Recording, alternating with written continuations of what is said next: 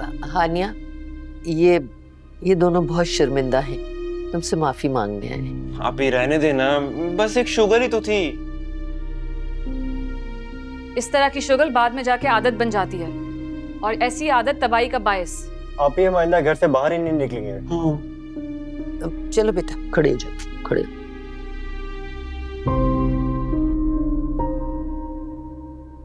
मैं बच्चों के एग्जाम्स के बाद ट्यूशंस पढ़ाना छोड़ दूंगी।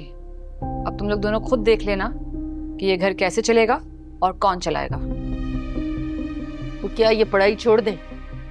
अम्मी, बहुत सारे स्टूडेंट्स पढ़ाई के साथ साथ जॉब करते हैं, तो ये लोग क्यों नहीं? आप जीरक साहब की बेटी को भी पढ़ाना छोड़ देंगे क्या? उनका बड़ा एहसान है हम पर, ये तो एहसान फरामोशी हो जाएगी। जीरक साहब जिस अजर के लिए अब्बा का इलाज करवा रहे हैं ना, वो उनको अल्लाह ही देगा। मैं इस काबिल कहाँ कि उनके एहसान का बदला चुका सकूं।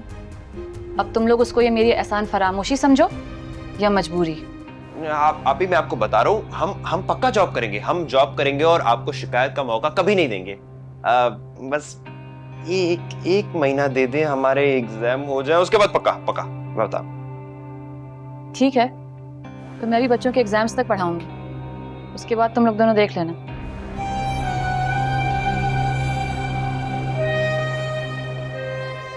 आप ही, आपका फोन है नूरे का।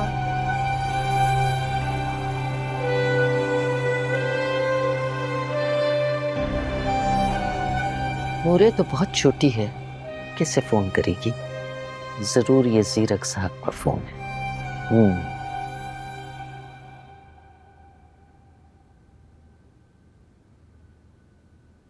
अस्सलाम वालेकुम, कैसी हैं आप सानिया? दरअसल नूरे की तबीयत बहुत ख़राब है, सुबह से वो कुछ खा भी नहीं रही है और मैं बहुत परेशान हूँ। आप अगर आ जाती तो अच्छा होता। जीरक सर देखिए, मैं नहीं आ सकती हूँ, बहुत लेट हो गया है। आप नूरे को प्लीज हॉस्पिटल ले जाएं, कुछ खिलाने की कोशिश करें, मेरी सिचुएशन समझें। कोई बात नहीं, मैं आपको ड्राइवर भिजवा देता हूँ या मैं खुद आ जाता हूँ। लेकिन मैं फिर भी नहीं आ सकती, घर वाले एतराज करेंगे और बहुत बहुत लेट हो गया। आप प्लीज इंसिस्ट नहीं करें। देखिए प्लीज, आप मेरी नूरे की हालत को समझिए। मैं इतना परेशान ना होता तो मैं आपको कॉल ना करता। सर जीरक, मैं डॉक्टर नहीं हूँ, आप किसी डॉक्टर के पास ले जाएं नूरे को। देखिए नूरे तो आपको ही अपना डॉक्टर समझती है ना। सर जीरक, नूरे ने फोन किया है ना, आप प्लीज उसे फोन दें, मैं उससे बात करती हूँ, समझाती हूँ उसे। नहीं, फोन मैंने ही आपको किया था, नूरे ने बहुत इंसिस्ट किया, इसलिए मैंने आपको कॉल किया। बस अभी अम्मी उसको उठा के लेके गई हैं, इतना शोर किया उसने, इतना हंगामा मचाया उसने। खैर, आपको मजबूर कैसे कर सकता हूँ, कोई बात नहीं।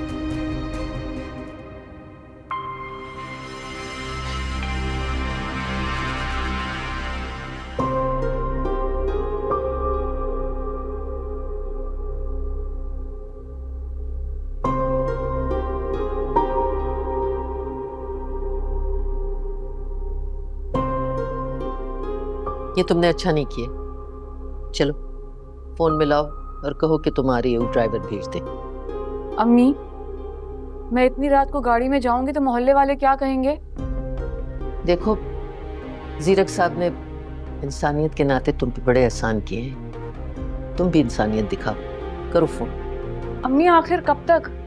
इस तरह तो नूरे मेरी आधी हो जाएगी। बेटा अम्मी देखें, जीरक साहब चाहते ये हैं कि नूरे मेरी आधी हो जाए और मुझसे कभी दूर ना हो, लेकिन इंसानियत के नाते मैं इतनी बड़ी कुर्बानी नहीं दे सकती। अरे बात की बात बाद में देखी जाएगी, जब तुम ट्यूशन छोड़ दोगी ना तो ये सिलसिला खत्म हो जाएगा। लेकिन इस वक्त क्या सानों तले दबे हुए हैं बेटा। चलो फोन करके कहो तुम आ रही हो, मैं चलती हूँ साथ तुम्हारे। अम्मी, फोन करो।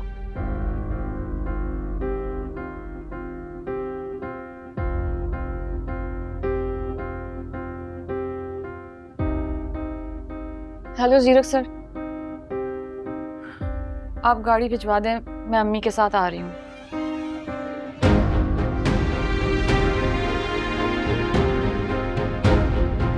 ठीक है।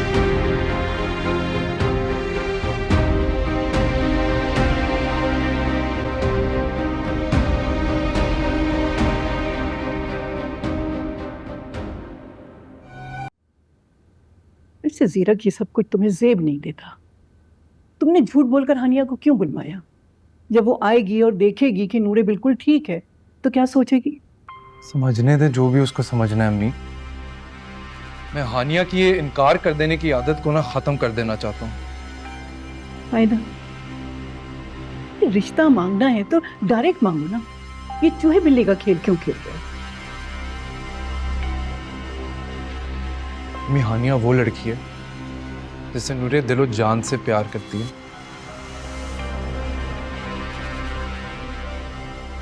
अब तो मुझे भी मोहब्बत हो गई है उससे,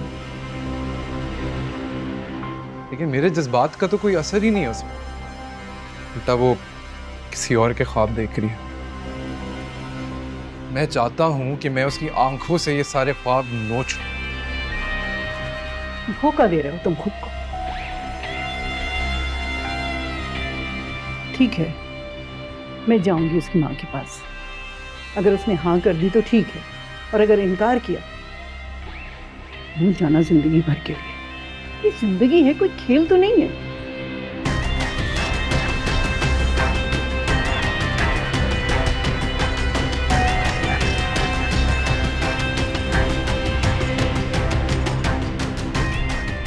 जरूर भूल जाता अगर कोई और हानिया की जिंदगी में ना होता तो।